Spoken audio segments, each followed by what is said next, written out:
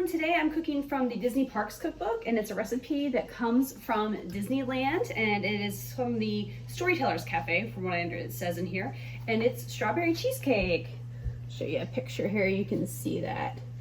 So I kind of have everything prepped and ready to go, so I'm going to kind of go through everything that I put together and show you as I assemble it. So first of all, you have the crust, or the graham cracker crumbs. So you kind of have a bowl here, and all I did is basically for this is it was just melted butter, graham crackers, and some brown sugar kind of mixed together. Those are the ingredients there.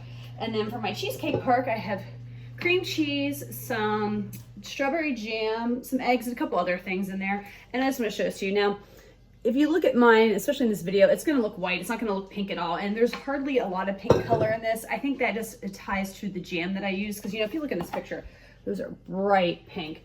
I used a more natural organic jam. I didn't want one with a lot of added sugars or anything like that. So I think that that's probably why it's very still light in color. It doesn't have that vibrant pink color. I'm assuming for this that they use a very vibrant fruity jam. But I mean, to me, it smells strawberry, and all I care about is the taste. Now, something to note with this is I had to buy this pan here.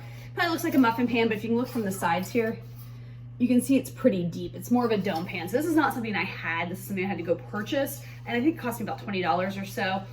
So this was a thing that was kind of like a little expensive add to that.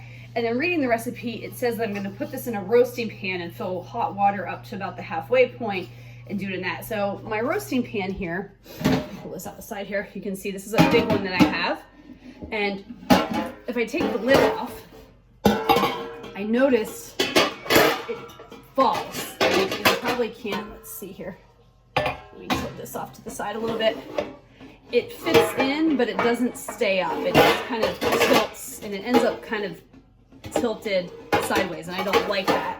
But I did notice if I set the lid in it, and I put it on top, it seems to stay. So I'm going to bake it like this and hope that that works. This is my first time kind of experimenting with water in a roasting pan with the tins. I don't have anything much bigger that I think will work. So fingers crossed this part will work well when it actually cooks. I've never done that. I have seen on baking shows where they've put like things in water and pans and steamed like that. So it calls for some hot water, but we'll get to that in a minute. So right now I'm going to assemble my first cheesecake. So it basically says to divide the mixture evenly among the pans. And it looks like there's enough that most of these are gonna fill pretty close to the top. I like shake them here so they all look, and I'm gonna kind of see them in there, twisted. All right, so now it says to, let's see, place the muffins. Top with a tablespoon of graham cracker crumb mixture. So I've got my spoon here. I'm just going to put some graham crackers on there.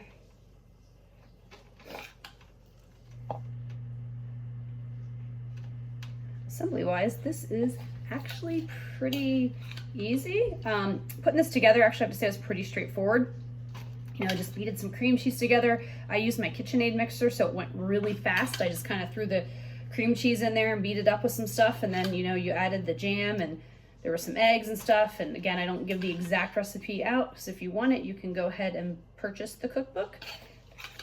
And also, again, I'm not being paid or affiliated or anything to do these recipes. I just really wanted to do a cookbook challenge, and these are the ones that I picked. It's these Disney Park ones. Now, I have a little bit of graham crackers left, so I'm going to add just a little bit more on top of them, but I don't want them overflowing too much. So what I'm going to do now is get this ready in the pan. Let all that out.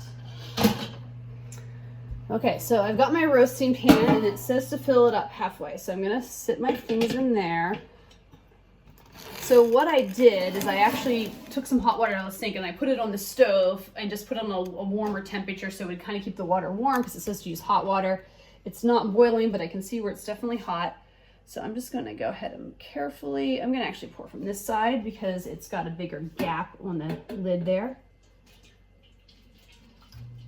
So I do need a little bit more hot water. I'm just going to run my sink and get it, but either way, I'm going to finish this with the hot water, and then I have to bake it for about 25 to 30 minutes. And then when it's done being baked, I'm supposed to put it in the fridge for a couple hours to really let it set. So They do. All right, moment of truth. Let's see if they come out. This could be an epic fail moment. I'm so scared.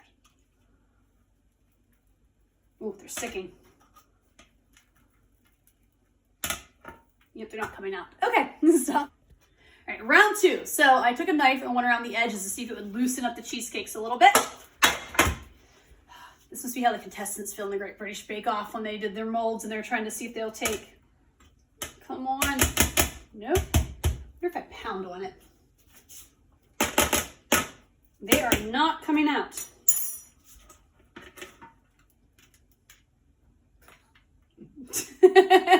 This is a fail. All right, maybe we'll try freeze them for a little bit and see if that helps them harden up a little bit and slide right out.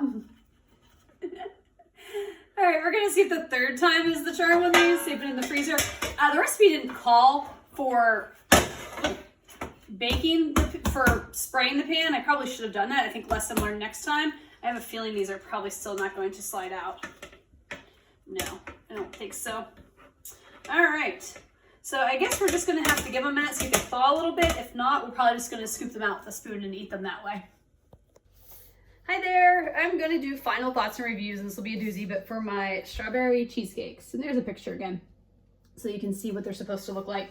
As you can see from the videos, after 3 failed attempts, the cheesecakes did not come out. So I ended up just taking a big serving spoon and kind of scooping them out of it and putting them on the plate, and then kind of anything left with that. I did make my juice and my puree and added them to it, and I've got kind of a picture here of one. You can kind of see little juice, a little of the puree and stuff on it. I'm gonna take another little bite, and then we'll talk a little bit more about the whole process.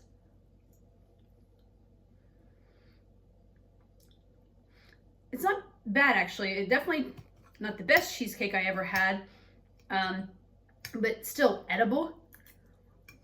Maybe not something I go too crazy about. So I kind of thought about this one a lot, and I think I realized where a lot of mistakes happened and what I could do better next time. So first, let's start with getting them out of the pan. I did not say to spray the pan with anything to do that, so I think that next time I will definitely be spraying the pan to see if it helps. Cooking it. Now, if you remember, I had that roasting pan, and it said to use a roasting pan, and that's what I think of my roasting pans. And I put that lid inside of it, and I don't think that was the best way probably to cook it, because I think it was probably maybe too much around it. And it was very delicate, and the thing actually slid a couple times, like it tilted in like that. And so I struggled a little bit with that to get it back up. This is my first time making cheesecake, and I don't think it was cooked long enough. You know, kind of looking at this when I pulled it out of the pan, and you can't really see it in this picture, but the bottom part down here definitely is more cooked with that cheesecake like texture that you're used to. But the top part is a little softer, like it's still almost like just like regular cream cheese. It's still that, it's not that cakey part that you get from a cheesecake. So I think I could have probably cooked it a little bit longer. I think the roasting pan, I realized afterwards I have a lasagna pan, that thing would have fit in nicely. So lesson learned on that. The strawberry flavor didn't really come through in the cheesecake, and it's not very pink. I said, you know, maybe they used food coloring, maybe not. It could be the jam I used. The jam I used was a very light colored strawberry jam because it was more of an organic. I was actually thinking as I was making the sauce, had you puree a bunch of strawberries and then kind of mesh it through a, you know, put it through a sieve or a mesher to kind of like get out the chunks and stuff. And that almost left like a jam texture behind. So I think probably what I wouldn't be surprised they even do, or what I would do next time is I would take that extra or some of the extra strawberries and just smash them up and kind of make like a little jam and just put that in there when I'm blending it up. I also think that maybe I over blended it a little bit because my cream cheese was really, really soft. And when I poured it into the pan, it was very runny, but maybe that was normal. But either way, it needs to maybe cook a little bit more. I need to use a better pan, maybe add the strawberries to it, and of course spray the roasting pan next time. So I'd be curious if I did those again, if I would get a better result. So with that all being said, I'll get into my rankings and I'll talk about what I'll make this again. First, let's talk about ingredients on a scale of 1 to 5. 1 being easy, low cost, easy to find ingredients. 5 being more expensive. I'm actually gonna give this one a 3. Strawberries, cream cheese, a lot of those ingredients, just want to double check them all again real quick, excuse me, are very, very easy to find and they aren't super expensive. But that pan, I didn't have one of those deep, like there's 6 of them, muffin pan things. So I had to go buy one, and that was probably about $20. I don't think it's something that a baker would use every day, so it's probably not in a lot of people's arsenal of everyday baking items that they have, so you might have a little bit of investment in that. Difficulty on a scale of 1 to 5, with 1 being easy and 5 being difficult. Yeah, I'm gonna rank this a 4 just because for me it seems easy enough. Like you're just whipping together things, graham crackers, cream cheese, putting them together, layer them. That part was simple.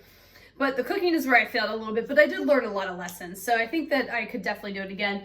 And again, on a scale of 1 to 5, when in terms of making it again, with a 1 never making it again, a 5 definitely making it again, I'm probably gonna give this a 5. Only because I think I want to attempt it again. 1, because I already bought that roasting pan. Since I bought that pan, I hate to think I just bought it for one-time use and then never use it again. So I did want to find other ways to use it. And because I have these ideas of what I think went wrong, I want to try it again. You know, this was my first attempt baking something in a pan with water and stuff around it. And, you know, so in my first attempt, really, I think ever making anything cheesecake-like, I don't, you know, other than like the no-bake cheesecake stuff, I don't know if I've actually ever baked a cheesecake before. I'm trying to remember. If I did, it's been a long time and I don't remember. So I am going to probably try this again. And I will probably post a video where I revisit the strawberry cheesecake. It probably won't be anytime soon, but maybe, you know, a month or two, or we'll see, maybe even next summer. I want to do it while strawberries are still kind of fresh and easy to get. But yeah, so maybe when I do that, I'll post another videos as revisited. But this one was definitely a fail attempt, but I'm documenting my journey on this, and I figured I got to document all the successes with all the failures. So anyway, we will see what happens. Thanks for tuning along, and hopefully you got a good laugh at my fail at these cheesecakes.